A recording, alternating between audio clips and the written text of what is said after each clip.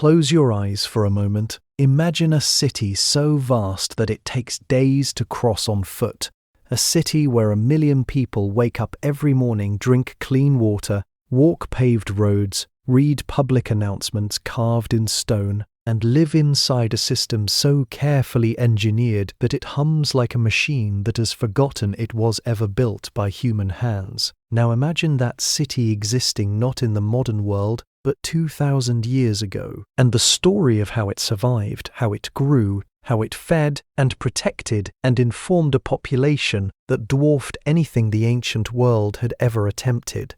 That story is not really about emperors. It is not about legions marching in perfect formation across conquered lands. It is not about the glory of the Colosseum or the drama of the Senate floor. Those are the parts history loves to put on the poster. The real story is quieter and far more extraordinary. It is the story of ordinary problems that threatened to destroy everything: disease, thirst, chaos, isolation, ignorance, and the remarkably practical minds that refused to accept those problems as inevitable. Rome did not survive for 1,000 years because its emperors were wise. Many of them were spectacularly unwise. Rome survived because beneath the drama of power, beneath the noise of politics and conquest, there was an entire civilization quietly solving problems that no one had ever solved before. They looked at dirty water and engineered clean water. They looked at disconnected cities and built roads that stitched an empire together like thread through fabric. They looked at the chaos of unverified information spreading through crowded markets and invented a system to make truth visible and permanent. They looked at rivers blocking trade and built bridges that stood for 20 centuries. They looked at human suffering and created medical systems that would not be matched again for over 1,000 years after Rome fell. These were not accidents. They were not lucky discoveries stumbled upon by curious minds with nothing better to do. They were deliberate, calculated, deeply practical responses to the very specific challenge of keeping millions of human beings alive in conditions that should have been lethal. That is what makes Rome worth studying, not the spectacle, but the survival instinct behind the spectacle. The Romans were, above everything else, relentless problem solvers, and the problems they solved were not small. They were existential, the kind of problems that had ended every civilization that came before them. Rome looked at those problems and said, "Not yet." What followed was an explosion of invention so foundational, so quietly woven into the fabric of human civilization, that we still live inside its shadow today. We drink through systems they imagined. We travel roads they designed. We receive public information through channels they pioneered. We treat wounds with techniques they refined on ancient battlefields. Rome did not just build an empire. Rome built the blueprint for how human beings survive together at scale. And it all began with one simple, stubborn, magnificent idea: that a civilization willing to solve its own problems is a civilization that refuses to disappear. This is that story. Picture the ancient world before Rome changed it. A world where the size of your city was determined not by ambition, not by military strength, not by the brilliance of your architects, but by something far more fundamental and far less glamorous: water. Specifically, how much of it you could find, carry, and keep clean within walking distance of your population. Cities clustered around rivers, villages formed near springs, and when those sources ran dry or flooded or turned foul with the waste of too many people living too closely together, the city did not adapt. The city suffered. The city shrank. Sometimes the city disappeared entirely, erased not by conquest but by thirst. This was the invisible ceiling on human civilization for thousands of years. You could dream as large as you wanted, but water always woke you up. Rome decided to ignore that ceiling entirely. The Romans looked at the problem of water the way they looked at every problem that stood between them and survival, as an engineering challenge waiting for a solution. And the solution they arrived at was one of the most breathtaking feats of practical genius the ancient world ever produced. They would not wait for water to come to them. They would go and get it.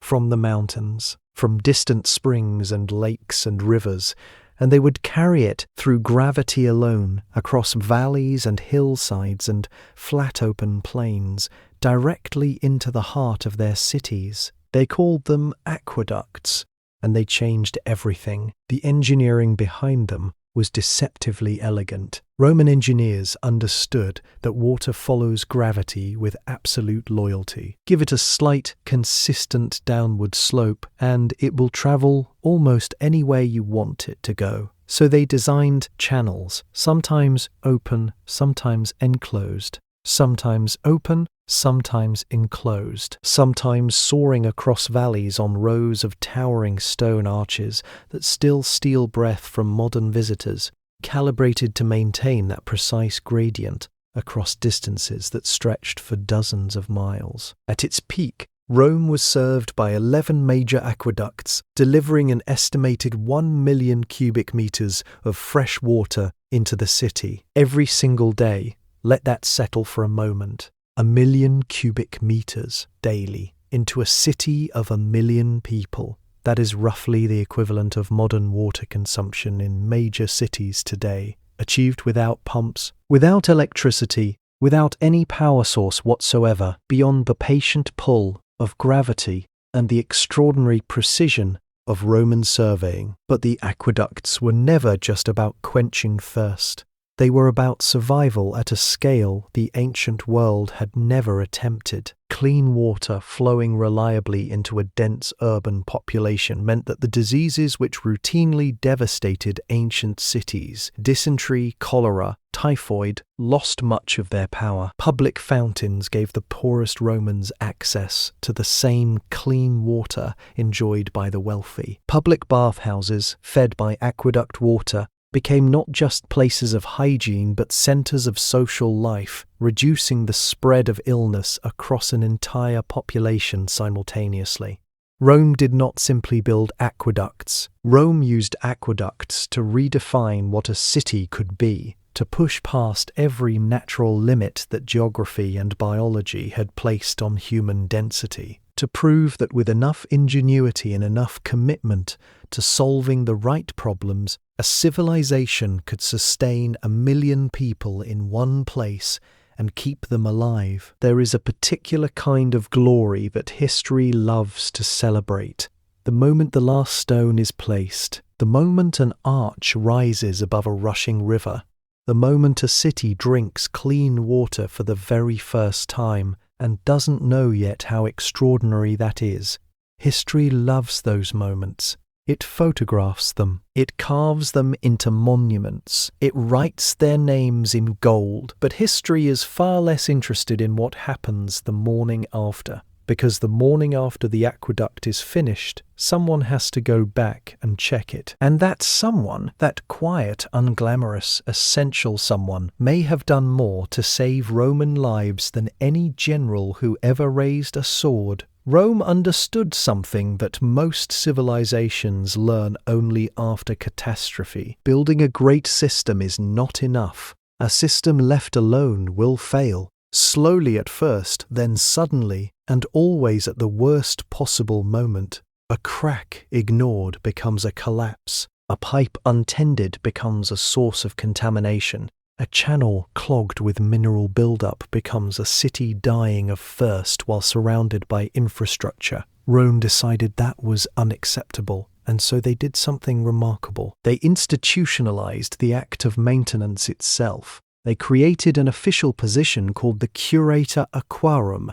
Think of it as Rome's Minister of Water, not a ceremonial title, not an honorary label handed to a retired senator, looking for something to do, a real functioning role with real authority, real staff, and a very real mandate. Keep the water flowing, keep it clean, and keep it flowing for everyone. Beneath the Curator Aquarum worked teams of inspectors, engineers, and repair crews who walked the aqueduct lines regularly, searching for weaknesses before weaknesses became disasters. They checked for cracks in the channels. They cleared accumulations of calcium and mineral deposits that slowly narrowed the flow of water over time. They reinforced structural weak points before the weight of water and weather could exploit them. Preventive maintenance. 2,000 years before the term existed in any engineering textbook. And Rome didn't stop there. They passed laws. Actual legal statutes protecting the aqueducts from interference. Because one of the most persistent threats to Rome's water supply was not nature. It was people. Wealthy landowners who wanted private water access would illegally tap into aqueduct lines, diverting public water into their private estates. Rome made that a serious offense, ancient water theft, treated with ancient seriousness, because they understood what was at stake. Clean water is only life-saving when it stays clean, and it only stays clean when the systems carrying it are actively protected. They also engineered overflow mechanisms into the aqueduct design all channels that diverted excess water during heavy rains, preventing structural damage from pressure buildup. They planned for stress. They expected the system to be tested, and they built the safeguard before the test arrived. That mindset is the quiet revolution hiding inside Roman engineering. Not the arch, not the concrete, the philosophy, the belief that infrastructure is not a one-time achievement to be admired and forgotten. It is a living responsibility, something that demands constant attention, constant care, and constant commitment. Long after the applause of construction has faded into silence. When water systems fail, cities do not simply become inconvenient. They become dangerous. Disease accelerates through contaminated sources. Panic spreads faster than any plague. Populations migrate, destabilizing surrounding regions. Economies collapse. Rome had seen what happened to civilizations that let their systems decay, and Rome refused to become that cautionary tale. So while emperors gave speeches and generals won battles, quiet workers walked the aqueduct lines in the early morning, checking, repairing, reinforcing, doing the work that nobody wrote poems about. And because of them, the water kept flowing. Sometimes the most powerful invention is not the structure itself. It is the decision to keep fixing it before it breaks. That quiet discipline, unglamorous, ends unsung, and absolutely essential, may be the most Roman genius of imagine waking up in ancient Rome. The sun has barely cleared the rooftops. The streets are already alive. Merchants arranging their stalls, children chasing each other through narrow alleyways, senators in their togas moving with the particular urgency of men who believe their business is the most important business in the world. You join the flow of the crowd, moving toward the forum, the beating heart of Roman public life, where business is conducted, arguments are settled, and the great machinery of civilization grinds forward one more day. And there, mounted in a public space where every passing citizen can see it, is a board, a flat surface of whitened stone or metal, covered in fresh writing, official writing, not a rumor passed between neighbors over a garden wall, not a story that grew 3 extra legs on its journey across the city, words placed there deliberately by authority for everyone.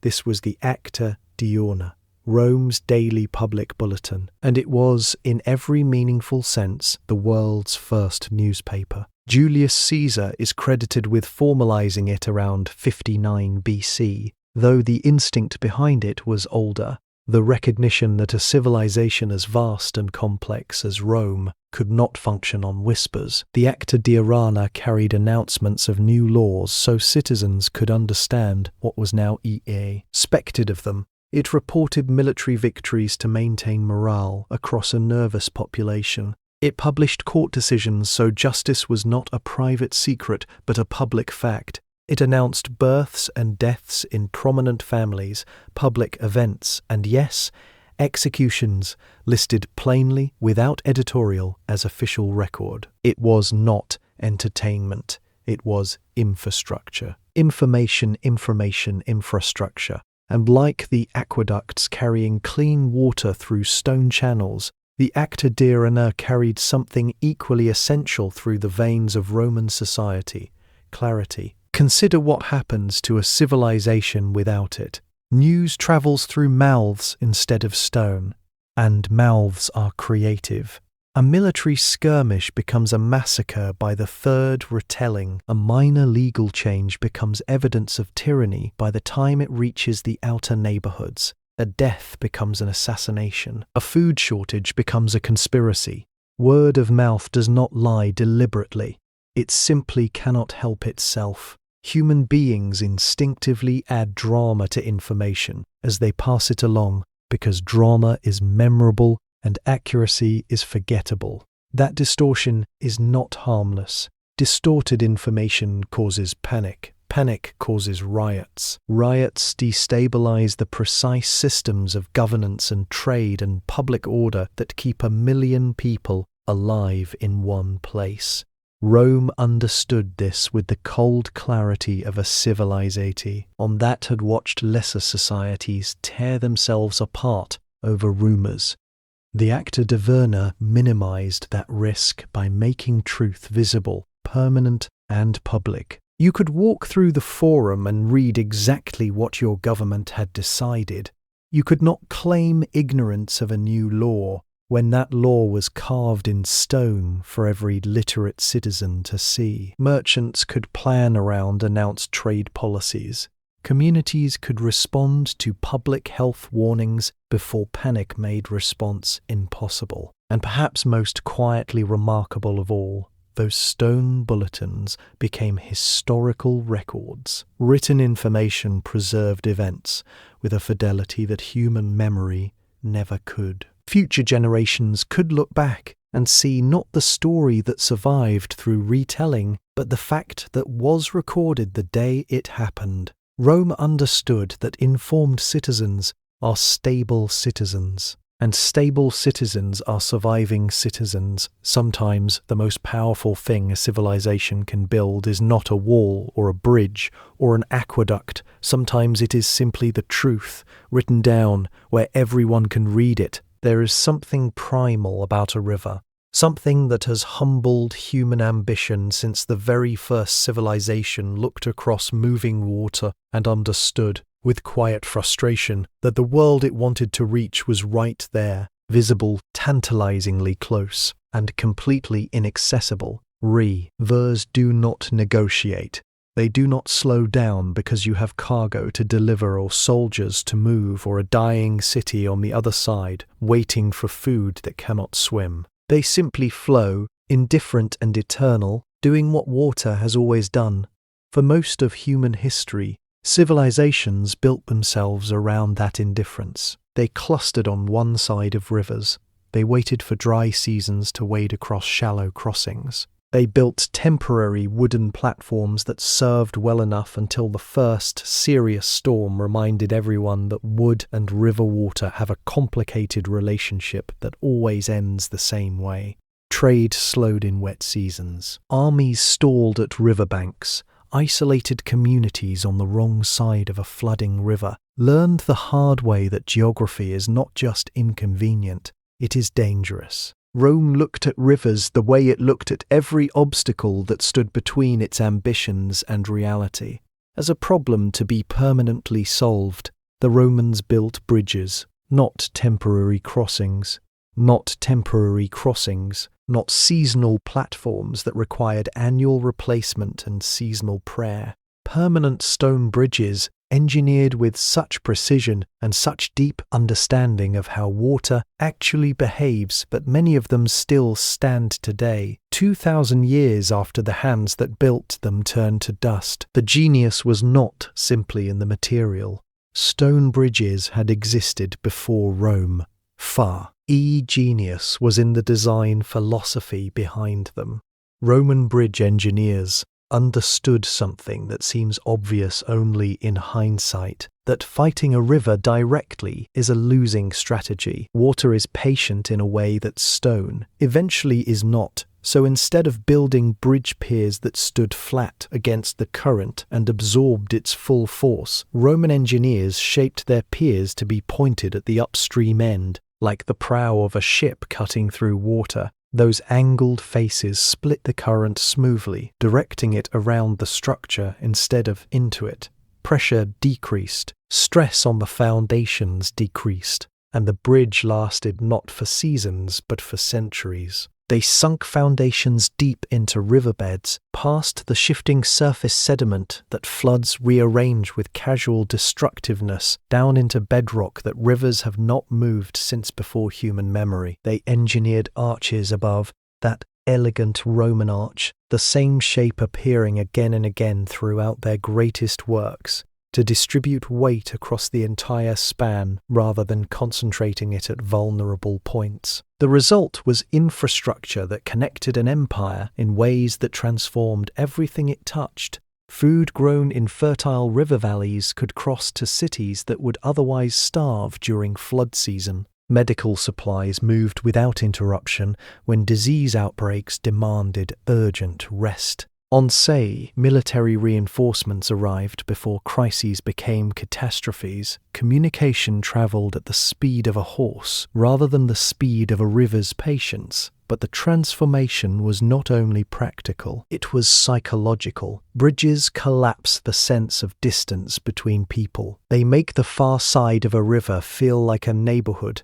rather than a foreign territory. They shrink the perceived size of a world that without them feels overwhelming and isolating. Connected communities share resources. They trade. They communicate. They help each other survive the specific disasters that isolated communities simply do not survive alone. Rome built bridges across the Tiber, across the Danube, across rivers throughout provinces that stretched from Britain to North Africa. Each one was a permanent declaration that geography would not decide the limits of human connection. Some of those bridges are still standing. There is a particular category of human achievement that never makes it onto the poster. No paintings are commissioned to commemorate it. No monuments rise in its honor. No crowds gather in the streets to celebrate the moment it was completed. It does not inspire poetry or fuel legends or give ambitious rulers something impressive to point at during diplomatic visits. And yet without it, everything else collapses. Rome built some of the most celebrated structures in human history: the Colosseum, the Pantheon, the Forum. These are the achievements that fill history books and tourist itineraries. But underneath those gleaming monuments, quite literally beneath the ground on which they stood, Rome was quietly building something far less glamorous and far more essential, something that separated a functioning civilization from a catastrophic one, something that modern cities still depend on today, largely without thinking about it. Rome built sewers. The Cloaca Maxima, meaning simply the Great Drain, was one of the earliest and largest sewage systems the ancient world had ever attempted. Originally constructed to drain the marshy lowlands between Rome's famous hills, it evolved over centuries into a vast underground network that channeled human waste, rainwater, and refuse away from the city's streets and living spaces and out into the Tiber River. It was not perfect by modern sanitation standards, but compared to the alternative, waste accumulating in the streets of a city housing 1 million people, it was the difference between a functioning society and a dying one. Dense populations without sanitation systems do not merely smell unpleasant, they die. Waste contaminates water sources. Contaminated water spreads cholera, typhoid, and dysentery with ruthless efficiency through crowded urban populations. The cities of the ancient world that lacked Rome's commitment to underground drainage suffered disease mortality rates that modern medicine would find difficult to comprehend. Rome's sewers were not glamorous. They were life-saving on a scale that no single military victory could match. But Rome's invisible genius did not stop underground. It extended into the human body itself. Roman military medicine was, by the standards of the ancient world, astonishing. Romans' legions moved constantly, fought constantly, and suffered the wounds that constant fighting produces. And Rome could not afford to lose trained soldiers to infections that a little knowledge and a little discipline could prevent. So they built field hospitals, the first organized battlefield medical facilities in Western history. They trained physicians specifically for military service. They developed standardized surgical instruments, scalpels, forceps, bone saws, arterial clamps, many of which are recognizable to modern surgeons in both form and function. Roman military surgeons understood the critical importance of cleanliness in wound treatment at a time when the concept of infection was not yet fully understood. They boiled their instruments. They used wine as an antiseptic on wounds. They developed techniques for removing arrowheads and weapon fragments that minimized additional tissue damage. They performed cataract surgeries, dental sections and rudimentary reconstructive procedures with a precision that would not be systematically matched again in Europe for over 1,000 years after Rome's fall. They also built dedicated sick wards, called valetudinaria, in military camps and eventually in civilian communities, spaces specifically designed for the treatment and recovery of the ill and wounded, spaces where patients could be isolated from the healthy population, where physicians could work without interruption, where recovery was treated as a process requiring environment and care rather than simply time and prayer. These were the world's first hospitals, not celebrated, not commemorated in marble, just quietly operational, quietly saving lives, one soldier and one citizen at a time. Rome understood something that the most glamorous civilizations often forget. Survival is not built in the spotlight. It is built in the unglamorous spaces underground, in field tents, in the quiet work of physicians and engineers and sanitation workers who never received a triumph but kept 1 million people breathing. The invisible inventions are always the ones humanity cannot live without.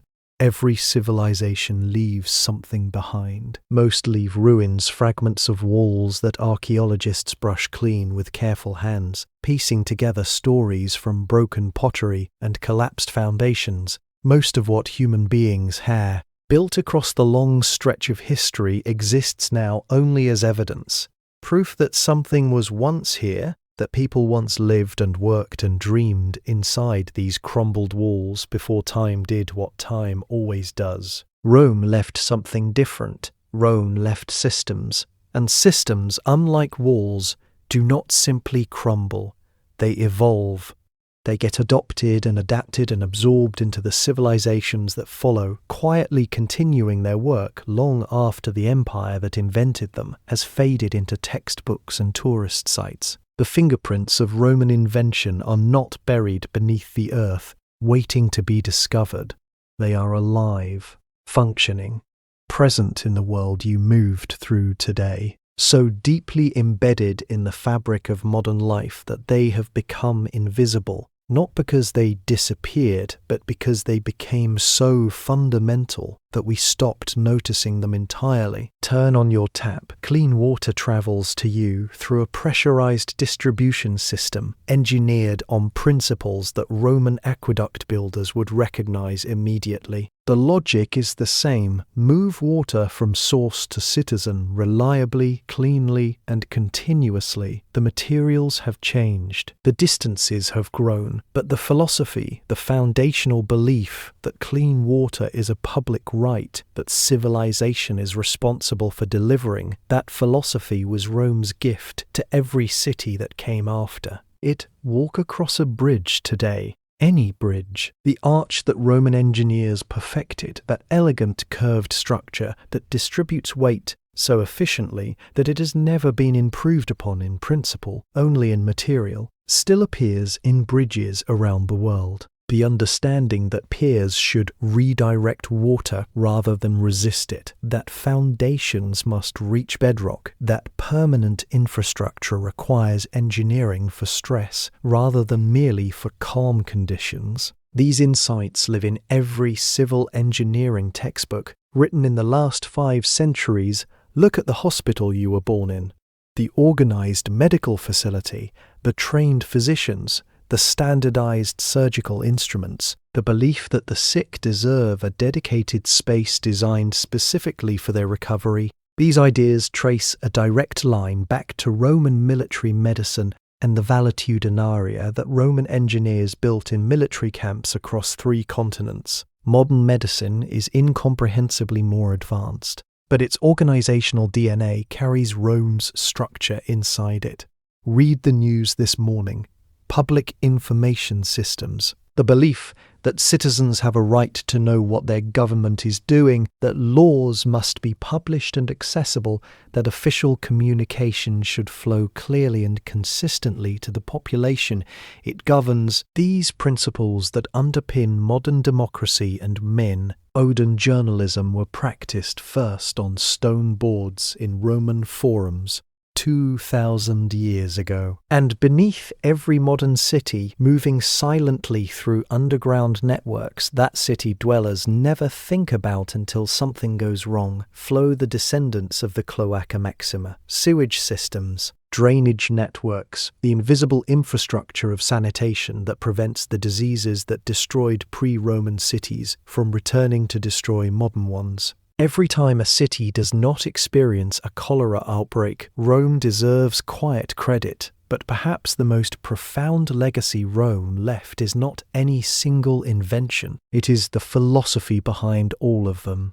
The stubborn, practical, deeply human conviction that the problems threatening civilization are not inevitable, that thirst can be solved, that disease can be reduced, that isolation can be overcome, that ignorance can be replaced with information, that the obstacles between human beings and survival are, with enough ingenuity and enough discipline, engineering challenges rather than permanent sentences,